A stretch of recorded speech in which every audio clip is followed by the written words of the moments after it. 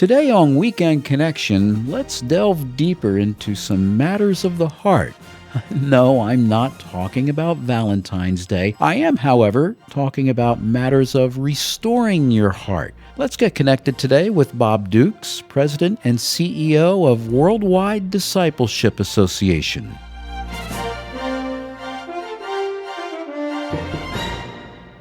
Good afternoon. Welcome to Weekend Connection on the Bible Broadcasting Network. I'm your host, Ed Phillips, and I have on the telephone line with me a good friend from the Atlanta, Georgia area, Bob Dukes. And he is, I guess I would say, President and CEO of Worldwide Discipleship Association. Is that right, Bob?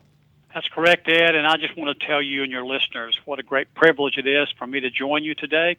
I want to acquaint our BBN listeners with you and with Worldwide Discipleship Association, and particularly an aspect of WDA called Restoring Your Heart. We'll get to that in just a moment, but first, a little bit about who Bob Dukes is, some of your background and life before the Lord and Worldwide Discipleship Association. Well, thanks, Ed. I was born and raised in Knoxville, Tennessee, but I went away to school up in New York City at an Ivy League institution called Columbia University. I was studying in the economics program, but in my senior year at Columbia, I began to bump into people that I wanted to be like. People in New York that were powerful and wealthy, but whose lives were just in shambles. They didn't seem to have any purpose or direction, or they were incredibly bitter and unhappy. And so that began to prompt me to rethink my whole worldview, which was incredibly secular. And at the same time, God began to bring across my path these born-again Christians. I mean, people that I had known before they met the Lord that were just anything but Christ followers. But as they began to walk with Him, I began to observe their lifestyles, and it was incredible.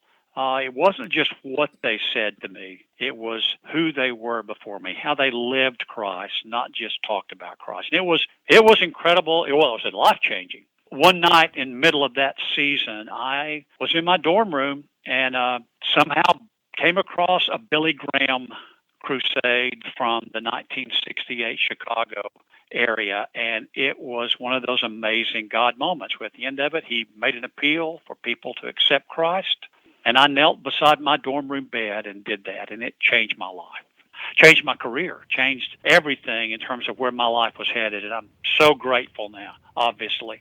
So those seeds were planted prior to you watching the television program. Those seeds were planted at Columbia University. Of all things, Columbia is one of the most liberal secular schools, a great university, don't get me wrong. I had a wonderful education. And one of many universities that started out as seminaries.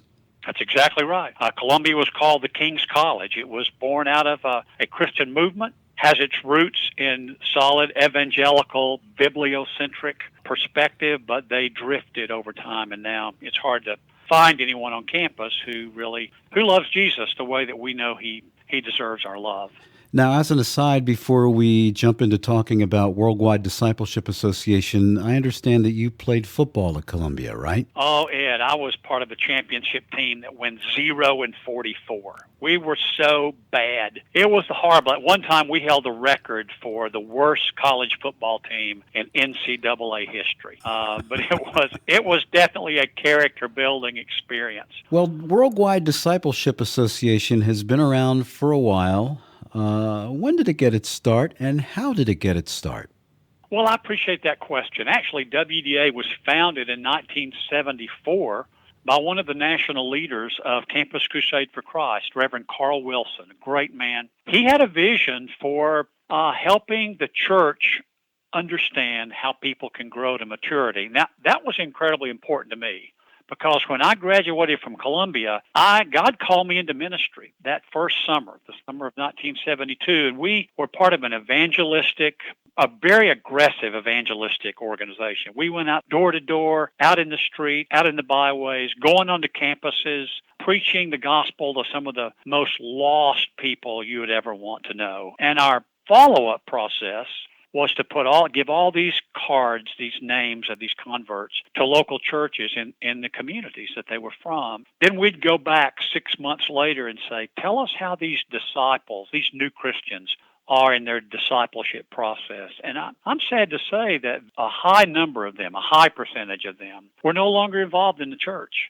They had never been trained how to disciple someone else. And so that, for me, began a quest to learn how to make disciples. And we're commanded in Scripture, right, in Matthew 28, to go and make disciples of all nations, and disciples who then in turn make disciples.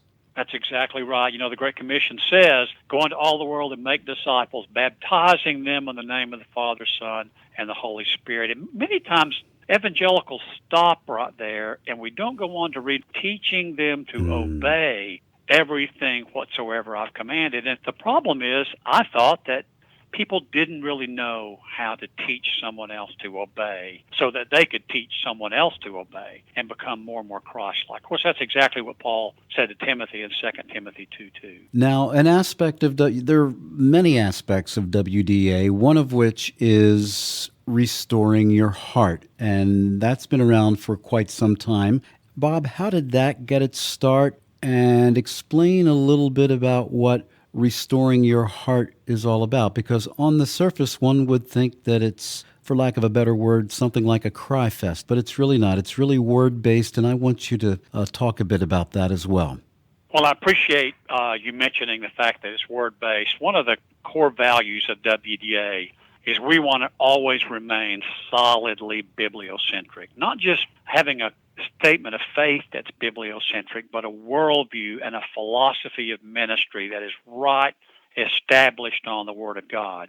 And restoring your heart is, and I know we'll talk more about that in just a moment, but we didn't start restoring your heart by itself. We started it really as a result of a very specific, developed, intentional disciple-building process. We strive to meet people where they were and help them take the next step in their development. And we had curriculum to support this, processes, programs that were very effective, except in some cases. And in those cases, we noticed there was a common denominator with a lot of the disciples who were serious about Jesus, Ed. These weren't lukewarm Christians. These were Christians who were sold out to Jesus, zealous for Jesus, scripture memorizers, on board, trying to do evangelism as a lifestyle. All those things that we would equate with maturity, except at the fact that they often got stuck. They had a hard time believing that God loved them. That was one of the primary descriptors or indicators of this. They had a hard time relating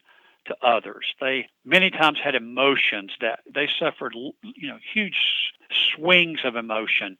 And so we began to talk to these people. Oddly enough, that's what disciple builders do. And as we talked to them, we discovered that most of them, if not all of them, had experienced some kind of a major traumatic experience from childhood, either an event or events that traumatized them, or being raised in a family system or in a school system or in an extended framework of relationship system that often berated them, shamed them, and made them feel less than they were in Christ. And so we just started asking the question, Lord, how do we help these people get free from this? What I hear you saying is that the curriculum for restoring your heart was really organic. It started organically. As you and others with WDA, you did some research over a course of many years. Then the curriculum was established, right?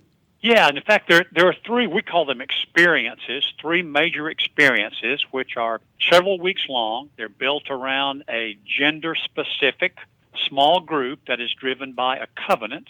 What I mean by that is people who come into the group agree that they're not going to speak of what happens in the group outside of the group. They could share their own experiences, but they were honor-bound to not tell about anybody else's story. They couldn't do that. And so we formed these things so that there would be a safe environment where people could talk about their stories, they could share about their life experiences, and then they could, from those experiences, move on to processing them, forgiving the people who have hurt them, which is a solid biblical principle, and then moving on to embrace a biblical biblical love for Christ that wasn't driven by their old coping mechanisms, but was driven by the reality of the risen Christ. And these three experiences are processing pain, understanding emotions, and then conquering shame, because we discovered that those three components were incredibly important if a disciple was going to continue to grow in their faith.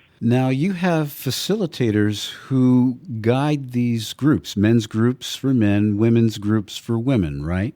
Yes, we do. And I appreciate you bringing that up, because these facilitators are all lay people, or mostly lay people. They're not trained counselors, because we don't look at this as a psychological training program. We look at it as the body of Christ helping the body of Christ become healthy so that they can follow Christ to maturity. But what we did in WDA is we developed a series of guided discussions that encourage people to remember what happened from their past where they were hurt and they could move on to health. You know, Hebrews 12 says that we should fix our eyes on Jesus, the author and finisher of our faith, laying aside every sin and encumbrance. And we begin to recognize that the pain from our past could actually become an encumbrance that prevented us from running the race with endurance that Hebrews 12 talks about.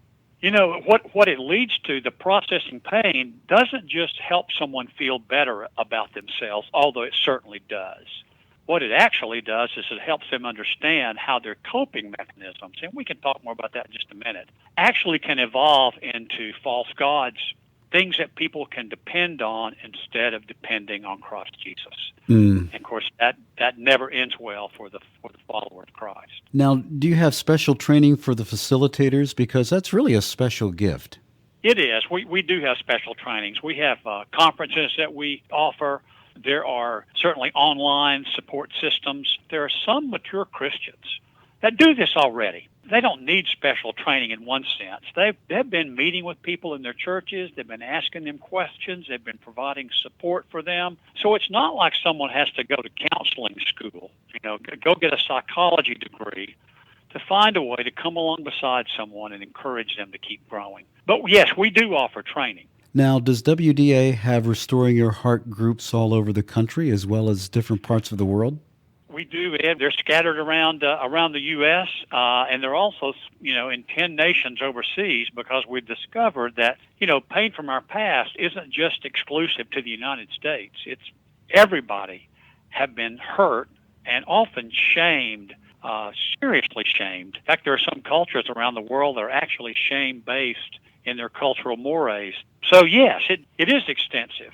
Now, if individuals and churches would like more information on Restoring Your Heart and possibly looking at it for their church, how would they go about that? Well, we have a website. It's called restoringyourheart.com. All one phrase, restoring, no space, no space, heart.com. And it takes you directly to our website, where the page talks about all these things that we're discussing today. The other thing people could do is they could email us at RYH, capital R, capital Y, capital H, online at disciplebuilding.org. And we would love to connect with anybody out there who's interested. Bob Dukes, thank you so much for joining me today for Weekend Connection. I know you're a busy guy, and you've always got something going on, and so for you to take time out today, I really appreciate it, and I know our listeners appreciate it too. We believe so much in what you're doing. We thank you for the churches out there that are stalwart defenders of the faith. And, we're praying for revival in this nation. We believe that God wants to send that. We're asking him to do that. But we believe that revival is not just an outpouring, but there's also an upwelling dimension to revival, where the local churches become healthy and mature, and they, using the means of grace, work in concert with the Holy Spirit to help people grow to maturity so that the church might be the salt of the earth and the light of the world. Yes, and that's so important now more than ever, especially this postmodern age. Well, Bob, thank you so much for joining me today. Well, God bless you, Ed. That web address, once more, is restoringyourheart.com. And the email address, capital R, capital Y, capital H, online, RYH online at disciplebuilding.org. Weekend Connection is a public affairs program of the Bible Broadcasting Network.